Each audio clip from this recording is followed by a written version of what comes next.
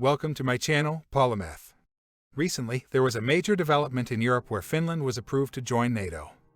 In the future, Finland will be a new member of NATO. After this round of eastward expansion, NATO finally has no possibility of further expansion to the east. The reason is that Russia is the next country to the east. Previously, the only territories where Russia and NATO bordered were part of Estonia and Latvia. After Finland's accession, NATO's border with this country expands by 1,300 kilometers. Prior to this, due to years of peace in Europe, there were signs of NATO loosening and disbanding. Some people said that NATO was already brain dead. However, a so-called special military action by Putin brought NATO back together and even attracted countries such as Finland and Sweden, which had been neutral for a long time, to form an alliance. Therefore, Putin is considered the first hero of NATO's revival. It is said that in 2016, Putin personally educated the Finnish president and asked if Finland dared to join NATO. Finland replied with an affirmative, so they joined. Putin could only watch.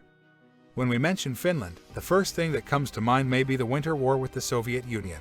The Soviet Union launched a special military action against Finland to obtain a buffer zone, but ended up being defeated. In fact, during World War II, they were more not good for fighting fascist countries than just Italy. The Soviet Union was one of them, while the war with Finland was also notable, similar to Italy's war in Abyssinia. In history, Finland has existed as a buffer zone multiple times. In the past, Finland was part of the Swedish Empire under the leadership of Gustav II Adolf, who extended its influence throughout Europe. The origin of this family was in Finland. During the height of the Swedish Empire, the Muscovite Tsardom began to rise in the east, replacing the Golden Horde as the dominant power and eventually becoming the Russian Empire. As the Russian Empire grew, it inevitably clashed with the Swedish kingdom. In the war that ensued, Russia took control of the Baltic Sea outlet and established a new capital, St. Petersburg. For Sweden, this war marked the beginning of a period of decline. After building St. Petersburg, Russia needed a buffer zone, which turned out to be Finland. After several wars, Russia officially occupied Finland. At that time, Tsar Alexander I implemented a relatively lenient governance policy in Finland, granting it autonomy and the status of a Grand Duchy. The Tsar also served as the Grand Duke of Finland, and Finland enjoyed a high degree of autonomy with a parliamentary government composed entirely of Finns. The Finnish people could even hold government positions in the Russian Empire. So the Finnish national hero during the Russo-Finnish War, Marshal Mannerheim, was actually a Finnish-born cavalry general who served as a lieutenant general in the Russian army. He was even one of the 4 officers who held the sword at the coronation of Tsar Nicholas II. Despite this, Finnish people were allowed to retain their own language, culture, and religion, and Finnish officials were not forced to speak Russian. While other parts of the Russian Empire were still under the system of serfdom, Finnish politics were composed of a parliament and free citizens. However, the Russian Tsar was only benevolent towards Finland for the sake of protecting his core area of St. Petersburg. If the Finnish people revolted, there would have been a risk of the empire's capital collapsing. By the end of the 19th century, the good times for the Finnish people had come to an end. Within the Russian Empire, class contradictions intensified, extreme populism prevailed, and the political environment became increasingly conservative and reactionary. This led the Tsarist regime to believe that it had to adhere to great Russian nationalism and chauvinistic thinking, and eliminate the cultures of various ethnic groups throughout the country in order to ensure the long-term stability of the empire. As a result, the Russian Empire began to strip minority ethnic groups of their autonomy in their regions, and even used force to coerce other ethnic groups to become Russified. This is where the tactics that Russia often uses now come from. In the process of Russification throughout the country, Finland naturally could not escape. Therefore, Tsar Nicholas II abolished the parliament's rights, confiscated local newspapers, and prohibited the spread of free thought among the people. From the aristocrats and wealthy elites to the working masses, people in Finland began to resist Russia's chauvinistic thinking and spread ideas of independence. Even the governor sent to Finland by the Tsar was assassinated by the locals. At this time, Finland was only one step away from national independence. In 1917, this opportunity finally came with the February Revolution and the overthrow of the Tsar. The Social Democrats in Finland believed that this was an excellent opportunity to break away from Russia. So, they passed a declaration in the Finnish parliament in the form of a law that if the Tsar is the Grand Duke of Finland, then with the fall of the Tsar, their ruling rights no longer exist. The Finnish parliament decided that related policy laws do not need to be reported to the Tsar, and the parliament makes decisions on its own. This semi-independent state was maintained until the end of 1917. At this time, the Russian Bolsheviks caused a civil war due to their inconsistency in the elections, which attracted little attention to Finnish affairs. Therefore, the Finnish parliament declared independence from Russia and established a republic. This was the first time in thousands of years that the Finnish people gained independence and established a country.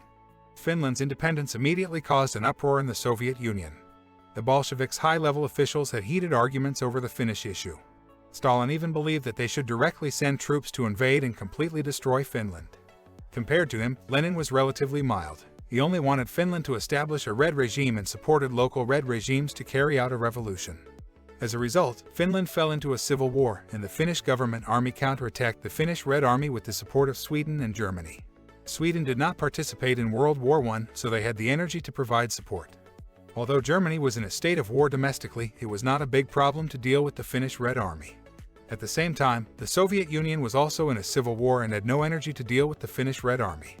Therefore, after half a year of civil war, the Red Army was wiped out, and the Finnish government officially established its regime.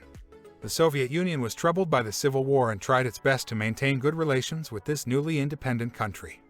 Therefore, they signed the Soviet-Finnish Agreement in 1920 and the Soviet-Finnish Non-Aggression Treaty in 1932 on this basis. It can be seen that Finland's separation from the Soviet Union was a peaceful separation. In essence, when Ukraine declared independence from the former Soviet Union during its dissolution, it was of the same nature. Relevant resolutions and agreements should be observed by both parties. However, the Soviet Union has always been resentful about this, holding on to the principle that agreements are meant to be torn up. They have also coveted Finland's territory, especially the Karelian Isthmus, because it is strategically important and a unique buffer zone close to St. Petersburg. Therefore, Stalin continued to threaten through negotiations, or try to subvert the Finnish government to solve the border issue and be prepared to annex Finland directly through military action when necessary. Finally, after the idea of exchanging territories was rejected, the Soviet Union invaded Finland in 1939.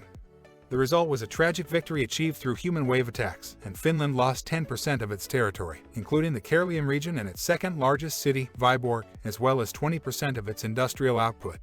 The Soviet Union established the Finnish Karelian Republic on the newly acquired land in order to completely annex Finland in the future. During World War II, Finland temporarily regained its territory with the help of Germany, but as Germany was defeated, Finland's situation became precarious. Fortunately, the government took the route of cooperation with the United Kingdom and the United States and pressured the Soviet Union, thus avoiding destruction. However, the territory that had been liberated was relinquished, and Finland had to pay $300 million in compensation. Some of the territory was even allowed to be occupied by Soviet troops. After the war, due to its unique geographical and environmental factors, Finland had a special political status. Instead of cozying up to the Western countries that share similar ideologies, Finland based its neutral foreign policy on being friendly to the Soviet Union. This included allowing Soviet politicians to hold public office in Finland. This peculiar policy, known as the Finnish phenomenon, was a success and even earned Finland international recognition. The Soviet Union, after interfering in the internal affairs of Poland and Hungary, needed to make a gesture of goodwill towards Finland to prove that it did not treat its friendly neighbors as expendable resources. As a result, the Soviet Union withdrew its troops from Finnish territory, dissolved the administrative institutions of the Finnish Karelian Republic, and reduced the number of its member republics from 16 to 15, indicating that it had no ambition to invade Finland. When the Soviet Union dissolved, a large-scale westward migration occurred in Eastern Europe, but Finland did not take advantage of this opportunity to strike at a vulnerable enemy. Finland has always been reluctant to join NATO, only joining the EU. However, last year's Russian invasion of Ukraine became a turning point in Finnish-Russian relations, and they say that a rabbit's death saddens the fox, for they belong to the same family. No one knows if they will become the next Ukraine. Public support for joining NATO in Finland has sharply risen, from 30% before the conflict with Russia to over 70% after the conflict began, reaching historic highs.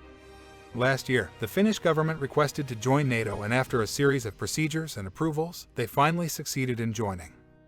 Finland joining NATO not only means a further consolidation of European unity, but also the possibility of building a large bridge across the Gulf of Finland, connecting Finland and Estonia, which are separated by only 60 kilometers at their narrowest point.